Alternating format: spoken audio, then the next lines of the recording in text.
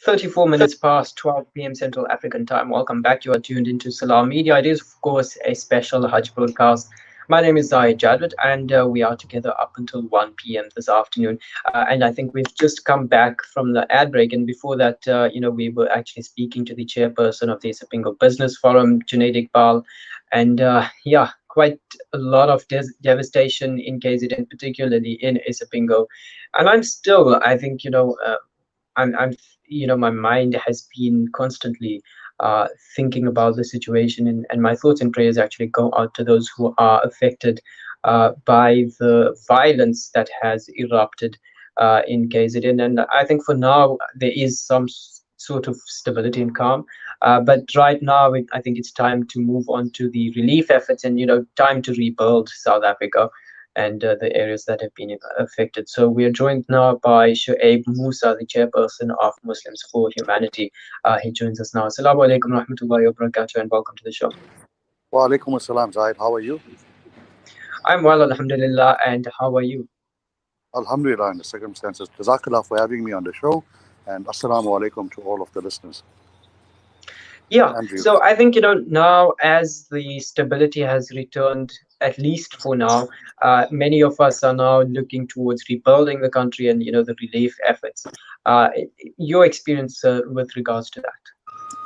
Gee, so Zahid, firstly, what I wanted to say is, on Tuesday, we realized that there was an immediate need for basic necessities, food, basic necessities like bread, milk, infant formula, diapers, and so on.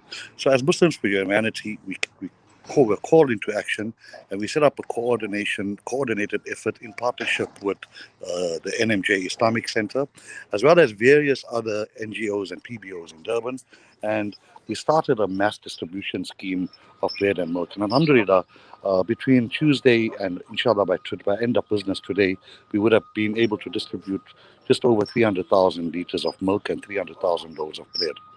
So that for now, we know our province has been absolutely devastated. Mm.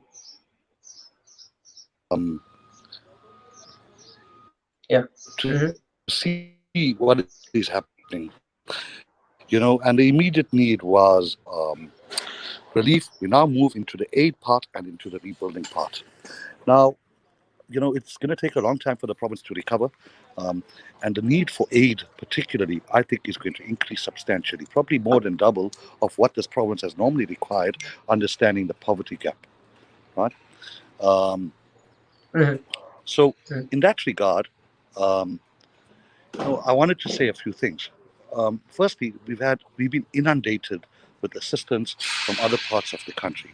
We've had brothers from Gauteng, from Limpopo, from Northwest, and from other parts of the country that have come in droves. They've brought in food, they've brought in aid, they've done so much, and we are truly, truly grateful to them.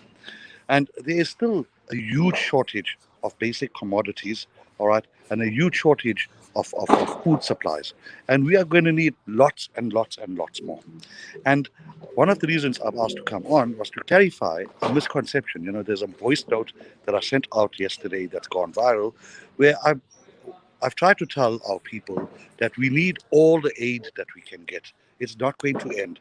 This is going to be a long-term project. But at the same time, I said, guys, we don't need food stuff to be brought in from other parts of the country anymore. We must have. I think we are experiencing a few technical issues and connectivity issues, connecting to Shoaib Moosa. I think if I can just ask him just to confirm if he can hear me. Can you hear me? Sorry. Can you hear me? Yeah, I can hear you, but just repeat the last bit that you've been speaking about, So, in clarification of the voice note. Yeah, so in clarification of the voice note, I sent out a voice note saying that there is more than sufficient food in KwaZulu-Natal, and that the supply chains were impacted substantially in the first few days, but alhamdulillah now, we're starting to get back to our feet from a supply chain perspective. Let me give you an example, right? There are people that want to bring rice down from Gauteng, and there's enough rice in KwaZulu-Natal, number one. Number two, all the rice in Gauteng has originally come from KwaZulu-Natal. So we're wasting and we're duplicating logistics when we can procure that rice here at a far lower cost without the additional logistical cost. So we tried to say that, guys, instead of buying food in Gauteng and trucking it down to Durban, we have got supply lines here that are open, that are available. And if people can't procure stock, they are welcome to come through to us and we will facilitate it for them. But it is going to give you more bang for your buck to buy here in KwaZulu Natal and to redistribute it in KwaZulu Natal. And the other request now is, there have been there are numerous aid organizations that have been working on the ground now for many, many, many years, and they know their job. We need now to get them and to allow them to get back in, right, and to start taking over the work that needs to be done. So the message, the one message I want to get across here is we are definitely devastated. We need aid at a level that I don't think anybody can imagine. So the aid requirement is not going to cease, at least not for the foreseeable future. It is important to understand, though, that if you want to help, you will be better off rather facilitating to procure goods out of KwaZulu Natal. And in that way, you'll also be doing something else. You will be assisting our local businesses as well that have all been Mhm. devastated. And so that is Yeah. really our request on the one side. And then the second side is that the more important part now, and the biggest consideration that we must have is rebuilding. And from a rebuilding point of view, Zaid, we're going to need to assist all of these business owners who were looted, who had their businesses, had their shops burnt down, um, amongst other things. And we're going to need to look at how we, as a Muslim community and as a community at large, can assist our greater the community in KwaZulu Natal that have been impacted. People have lost their livelihoods, they have lost their life savings, jobs have been gone. Okay, and we need to do whatever we can to try to get that, up to the level that it needs to get it back to rebuild and to re-inject growth into our economy. And so, really, Mm. those are the two Uh, things that I wanted to mm, say. mm. And I think the message that has gone out is that, due to the supply chain disruption, there's a shortage of food in KwaZulu-Natal. But as you've come out and clarified, actually, right here on the show a few moments ago, is that there is a supply of food. It's just that people have been catapulted into joblessness and poverty as a result of, the job losses that have occurred as a result of the rioting that just took place this week in KwaZulu-Natal. So I think what we're going to now need to focus on is rebuilding the province, and hopefully this, yeah, as you say, it's not going to be an easy task, and it's not going to be one that's going to be, just temporary. It's going to be a long-term process. But thank you so much for your time.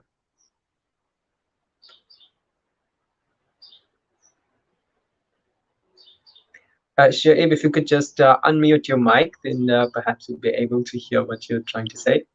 Sorry, Zai. Jazakallah khair for hosting me. Jazakallah khair also to every single person that has made dua for us, that has contributed either financially or in kind, and especially to all of those brothers and sisters that have taken their time out of their own personal lives to assist us and assist our province. Really, we are most grateful to you.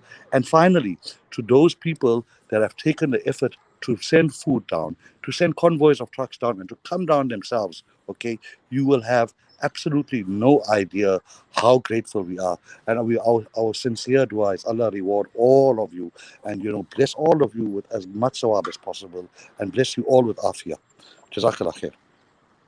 I mean, all right, that's where we're going to leave it for this afternoon.